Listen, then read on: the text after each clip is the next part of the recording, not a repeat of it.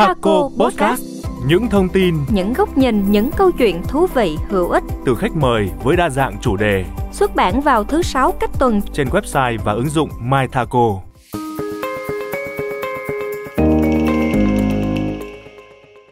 Chào mừng quý lãnh đạo và quý anh chị đến với Thaco Podcast. Thaco Podcast sẽ phát sóng vào thứ 6 cách tuần trên YouTube Thaco Group, website mythaco.vn và ứng dụng My Thaco. Và tôi là Then May sẽ đồng hành cùng với quý lãnh đạo và quý anh chị trong tập podcast ngày hôm nay.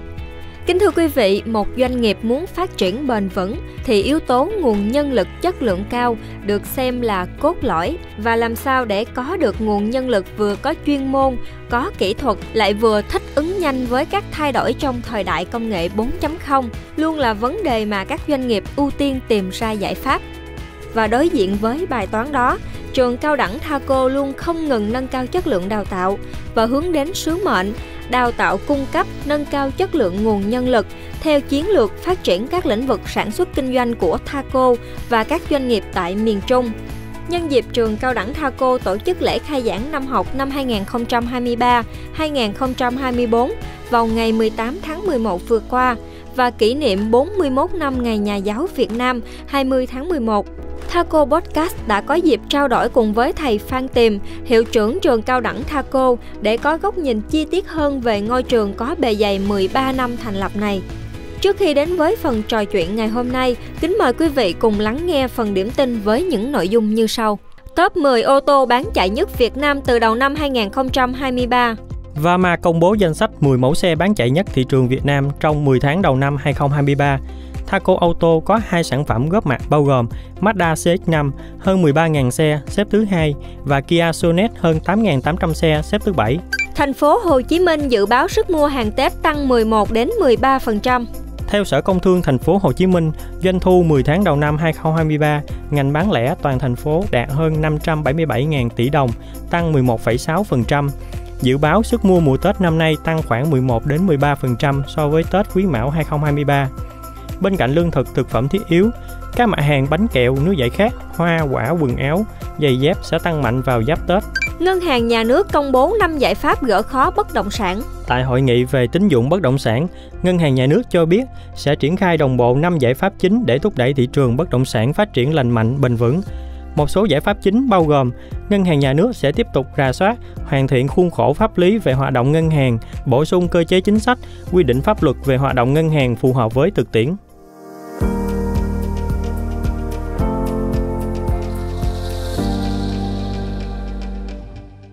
Vừa rồi là phần điểm tin và tiếp nối chương trình. Kính mời quý lãnh đạo và quý anh chị cùng đến với phần chia sẻ của tập Thaco Podcast ngày hôm nay. Trong phần này, chị Phan Thị Lụ thuộc Phòng Văn hóa Truyền thông Thaco tại Chu Lai sẽ có cuộc trò chuyện cùng với thầy Phan Tiềm, hiệu trưởng trường cao đẳng Thaco. Xin được kính mời ạ. Xin chào thầy Phan Tiềm. Xin cảm ơn thầy để dành thời gian tham gia chương trình Thaco Podcast ngày hôm nay ạ. Xin chào quý vị lãnh đạo và các anh chị cán bộ công nhân viên của Thaco. Hôm nay tôi rất vui được tham gia chia sẻ cái chương trình truyền thông nội bộ của tập đoàn. Thưa thầy, được biết là trường cao đẳng Thaco được thành lập để giải quyết bài toán về nguồn nhân lực, đáp ứng yêu cầu phát triển của Thaco khi đầu tư vào Chu Lai, đồng thời cung cấp nguồn lao động chất lượng cho các doanh nghiệp tại miền Trung. Là người điều hành hoạt động đào tạo của nhà trường, thì thầy đánh giá thế nào về vai trò hiện tại của trường trong việc góp phần giải quyết bài toán nhân lực này ạ? Phải nói rằng là cái nguồn nhân lực là một nhân tố và yếu tố rất quan trọng quyết định cái sự thành bại của một cái doanh nghiệp. Vì vậy khi mà Thaco ra đầu tư ở Chu Lai cách đây 20 năm để giải quyết cái bài toán nhân lực, thì Chủ tịch Hội đồng Quản trị bước đầu đã cho thành lập trung tâm đào tạo, và sau đó thì đã nâng cấp lên thành trường cao đẳng Thaco. Thì phải nói rằng là trong cái thời gian mà trường cao đẳng Thaco ra đời đến bây giờ gần 14 năm, thì trường đã làm tốt mấy cái nhiệm vụ. Nhiệm vụ thứ nhất là tuyển sinh đào tạo các ngành nghề chính quy ở các trình độ sơ cấp, trung cấp, cao đẳng để cung cấp cái nguồn lao động, cái nguồn nhân lực cho các nhà máy tại Thaco Chu Lai. Cái nhiệm vụ thứ hai là tổ chức bồi dưỡng các chuyên đề nghiệp vụ quản trị, kỹ năng mềm để nâng cấp cái quản trị của các cán bộ công nhân viên đang làm việc ở Thaco Chu Lai. Và hiện nay thì như chúng ta đã biết, tập đoàn thì có 6 lĩnh vực và cái cấu trúc tổ chức thì nó thay đổi, trong đó là có ra đời Thaco Henry Và với cái Thaco Anri thì hiện nay cái nhu cầu tuyển dụng rất là lớn. Vì vậy cái nhiệm vụ của trường cao đẳng Thaco phải tiếp tục thay đổi và đáp ứng cái yêu cầu đó. Thưa thầy, là trường học của doanh nghiệp, so với các đơn vị đào tạo nghề khác thì cái mô hình đào tạo của trường cao đẳng Thaco có điểm gì đặc biệt ạ? Về trường cao đẳng Thaco là trường của tập đoàn, là một cái trường cao đẳng ngoài công lập.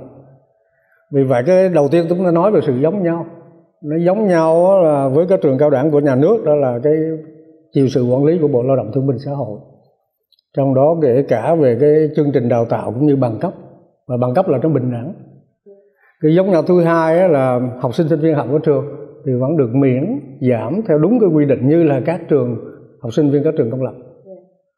Nhưng mà cái sự khác nhau của cái trường cao đẳng Thaco và với trường khác cái khác nhau thứ nhất là cái mức học phí. Vì nhà nước thì không có quy định cái mức học phí cho cái trường ngoài công lập. Nhưng mà đối với trường cao đẳng Thaco thì chúng ta thu học phí bằng cái mức của nhà nước để tạo điều kiện cho cái người dân học, nhất là những cái vùng ở Quảng Nam khó khăn. Cái khác thứ hai là cái đội ngũ giáo viên. Ngoài cái việc dạy, có giờ dạy trên lớp, thì giáo viên phải ở lại xưởng để làm đồ dùng thiết bị, để soạn bài, để mà bồi dưỡng cái học sinh. Cái khác thứ ba là phải nói rằng cái đội ngũ giáo viên của cái trường cao đẳng Thaco thì có kỹ năng tay nghề rất tốt. Vì nó thuận lợi có cái là những cái thiết bị đào tạo được cung cấp đầy đủ. Cái thuận lợi thứ hai là cái giáo viên được các đơn vị nhà máy cũng như các showroom tạo điều kiện để đến nghiên cứu. Và trường thì có yêu cầu giáo viên mỗi năm phải bỏ từ 1 đến 2 tháng để đi thực tiễn. Cái khác là trong cái chương trình đào tạo và cái hình thức tổ chức đào tạo thì cái trường cao đẳng Thaco khác. Thì bên nhà nước là quy định 30% lý thuyết, 70% thực hành ở một mô đun. Nhưng mà đối với trường cao đẳng Thaco thì có 70% thực hành đó thì được chia ra. Cái thực hành 1 là tại xưởng, thực hành 2 là tại các nhà máy, các showroom, trung tâm sửa chữa, và cái người hướng dẫn thực hành đó là thợ lâu năm, là kỹ sư quản lý ở bên nhà máy. Cái khác thứ tư là cái chương trình đào tạo của trường là nó phải bám sát về cái thực tiễn sản xuất ở các cái nhà máy, các showroom, các dòng xe của Thaco. Cái khác thứ 5 là cái học sinh, sinh viên của trường là thuận lợi khi đi thực tập. Các nhà máy cũng như các showroom, trung tâm sửa chữa của Thaco là sẵn sàng tiếp nhận các em đến. Và trong quá trình thực tập thì cũng có cái hỗ trợ về cái chi phí. Cái khác thứ 6 là đa số học sinh, sinh viên của trường tốt nghiệp ra trường nếu mà các em muốn làm việc ở các đơn vị nhà máy của Thaco, cũng không phải ở Chu Lai mà trên cả nước, thì đều được bố trí việc làm. Vậy xin thầy chia sẻ thêm về những cái tiêu chí, giải pháp mà nhà trường đề ra để đảm bảo chất lượng học sinh, sinh viên đầu vào cũng như đầu ra. Các trường cao đẳng nghề hiện nay tuyển cái sinh viên đầu vào thì cái tình hình chung của cả nước rất là khó. Nhưng mà đối với cái trường cao đẳng Thaco thì để nâng được cái chất lượng đầu vào có rất nhiều cái hình thức tư vấn tuyển sinh. Cái hình thức thứ nhất là đến trực tiếp các trường trung học phổ thông, trường trung học cơ sở để mà tư vấn. Cái hình thức thứ hai là tham gia các phiên tư vấn ở các xã, các huyện tổ chức. Cái thứ ba là thông qua cái thông tin trên toàn hệ thống Thaco. Cái thứ tư là tham gia vào các hoạt động văn hóa thể thao để qua đó quảng bá cái hình ảnh của trường. Đó thì cũng nhờ những hình thức làm như vậy, nó nên cái số lượng cái hồ sơ nó nộp vô nhiều thì chúng ta mới có thể chọn. Và cũng rất là mừng là cái chỉ tiêu tuyển sinh của trường thì năm nào cũng đạt trên 90%. Còn lại về cái giải pháp để đảm bảo đầu ra thì cái mục tiêu đào tạo của trường đề ra là học sinh, sinh viên ra trường có việc làm và làm được việc. Đây là cái rất là quan trọng. Vì vậy để đảm bảo được cái chất lượng đầu ra thì cái thứ nhất là trong cái tổ chức mà học tôi đã nói là 30% lý thuyết, 70% thực hành. Và trong cái 70% thực hành thì có tổ chức thực hành tại các đơn vị nhà máy, các showroom. Cái thứ hai là trong cái đào tạo thì cứ hết 1 năm là cái học sinh phải đi thực tập ở nhà máy 2 tháng để các em có thể rút kinh nghiệm ngay. Cái thứ ba nữa là cái yêu cầu kỷ luật của tác phong thái độ với cái sinh viên rất là quan trọng. Phải giáo dục các em là cái lòng yêu nghề và trách nhiệm đạo đức với nghề nghiệp. Cái thứ tư nữa là rằng các em về cái ý thức tác phong công nghiệp, cái văn hóa ứng xử của Thaco ngay từ khi các em học trong trường. Nên cái việc mà đưa các em đi thực tập ở nhà máy cũng là chính để góp phần vào tạo các phòng công nghiệp. Cái thứ tư nữa là cái số lượng học sinh, sinh viên khi mà thực tập nó ít. Trong khi đó chúng ta là có cũng tương đối khá đầy đủ về cái thiết bị để mà thực tập. Và cái thứ năm nữa là phải nói rằng cái việc đánh giá một cách nghiêm túc cái học sinh, sinh viên trong quá trình học rất là quan trọng. Cái việc mà tổ chức đánh giá hết môn học module, kết thúc khóa học, tốt nghiệp, đánh giá rất là nghiêm túc. Thưa Thầy, hiện nay hầu hết các học sinh sinh viên sau khi ra trường thì đều được nhận vào làm việc tại các nhà máy, công ty, đơn vị thuộc Thaco. Vậy Thầy đánh giá nguồn nhân lực được đào tạo từ nhà trường có những điểm nổi trội gì, đáp ứng được những tiêu chí nào của Thaco và đâu là những bất cập cần được cải thiện ạ? Cái việc mà đánh giá về cái chất lượng học sinh sinh viên ra trường đó, nó đi làm ở các đơn vị nhà máy bên ngoài như Thaco thì chúng ta phải có cái phiếu khảo sát cái người sử dụng lao động. Đó thì nhà trường cũng làm khá tốt vậy này. Cứ khi mà học sinh sinh viên ra trường làm từ 3 đến 5 tháng thì trường đều có chỉ đạo cho các phòng kiểm định hợp tác đến gặp cái quản lý ở các đơn vị nhà máy để có phát một cái phiếu khảo sát. Cái thứ hai là đánh giá lấy cái phiếu khảo sát của cái học sinh sinh viên ra trường đi làm, các em góp ý. Đó thì phải nói rằng là các cái người sử dụng lao động nó rất hài lòng. Trong cái hài lòng nhất đó là cái ý thức tác phong kỷ luật của cái học sinh sinh viên.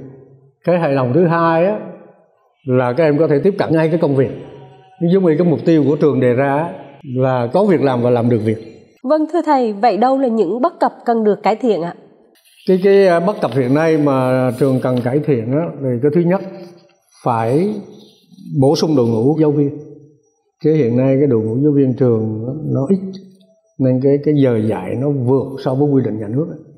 Nhưng mà hiện nay vấn đề tuyển cái giáo viên, nhất là ở bên kỹ thuật, cũng rất là khó. Đó là cái bất cập thứ nhất. Cái hiện nay trong tuyển sinh đào tạo và bố trí việc làm á, thì hắn cũng đang có cái khập khiễng. Cái khập khiễng là hiện nay á, là cái nhu cầu á, trong cái lĩnh vực về cái ô tô á, công nghệ ô tô thì nó giảm. Nó giảm vì một phần á, là hiện nay là trong cái lĩnh vực lắp ráp là nó đưa cái tự động hóa vào, nên cái số người mà làm ở cái nhà máy nó cũng ít. Nhưng mà lại cái người học thì họ đăng ký đông đó. Nhưng mà ngược lại những cái nghề mà các nhà máy cần cũng như doanh nghiệp ở ngoài cần, như là cơ khí, như là hàng, như là trồng trọt, như là chăn nuôi, thì đang tuyển sinh rất là khó. Cái bất cập thứ ba đó là trong cái tình hình mà tự động hóa, số hóa, thì hiện nay một số cái máy móc về cái tự động hóa, cơ điện tử rồi của trường như vậy là vẫn còn thiếu, cần được bổ sung. Vâng thưa Thầy, hiện nay Thaco đang thực hiện chiến lược phát triển đa ngành, mở rộng sản xuất kinh doanh, đầu tư lớn vào các lĩnh vực trọng yếu của đất nước như nông nghiệp, cơ khí, công nghiệp hỗ trợ. Vậy trường cao đẳng Thaco đã có những thay đổi giải pháp gì để đáp ứng chiến lược phát triển của tập đoàn? Xin Thầy chia sẻ thêm về vấn đề này ạ. Chúng ta đã biết hiện nay là việc Thaco đang đẩy mạnh và đầu tư trong cái lĩnh vực nông nghiệp. Và như tôi đã nói là trong lĩnh vực này là cái nhu cầu lao động rất là lớn. Và trong khi đó các trường cao đẳng đại học hiện nay thì dường như tuyển sinh cũng rất khó. Đó nên là cái nhiệm vụ của trường đó là thứ nhất là đang gửi cái thủ tục để xin như vậy là Tổng cục Giáo dục Nghề nghiệp cho mở thêm mấy cái nghề mà hiện nay đã được mở, như là về cái trồng trọt theo hướng công nghiệp, chăn nuôi theo hướng công nghiệp, và cái mở ra kế toán rồi cái thú y để cung cấp cho các cái nông trường, nông trại, các khu liên hợp của Thaco. Đó là cái vấn đề thứ nhất. Cái vấn đề thứ hai là phải tổ chức tuyển sinh đào tạo các nghề cơ khí và hàng để đáp ứng cho Thaco Industry ở tại Thaco Chu Lai. Cái thứ ba là cần tăng cường cái công tác bồi dưỡng các chuyên đề nghiệp vụ, quản trị, quản lý cho cái đội ngũ quản lý mà mới được bổ nhiệm lên. Thứ hai là cái kỹ năng mềm cho cái đội ngũ cán bộ công nhân viên trên toàn hệ thống.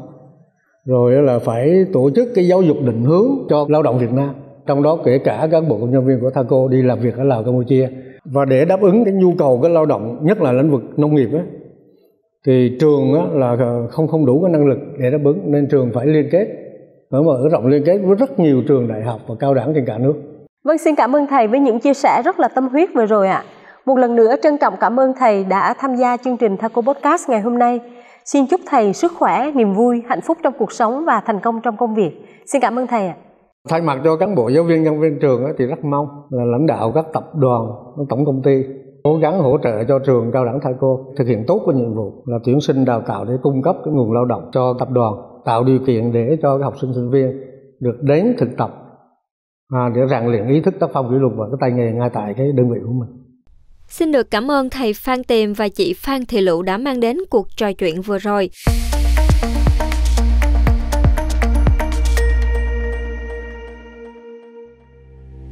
Trước khi khép lại tập podcast ngày hôm nay, kính mời quý lãnh đạo và quý anh chị lắng nghe các hoạt động tại Thaco.